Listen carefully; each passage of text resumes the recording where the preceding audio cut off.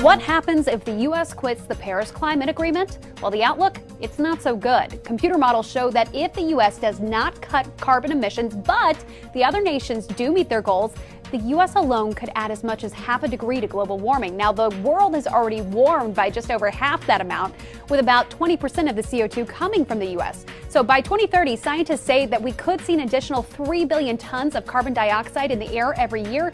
But some scientists say even without the U.S., renewable energy is on the rise, so maybe the impact would be smaller.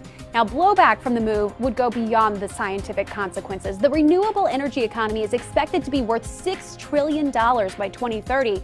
The U.S. leaving the accord would open the door for other countries in the agreement to become leaders in renewable energy.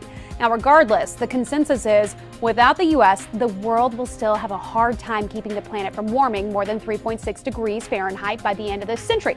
That is what was outlined in the agreement. Now, that could lead to catastrophic sea level rise, more extreme drought, storms, wildfires, food and water shortages, and even encourage other countries to follow a U.S. exit. In other words, the results could be disastrous.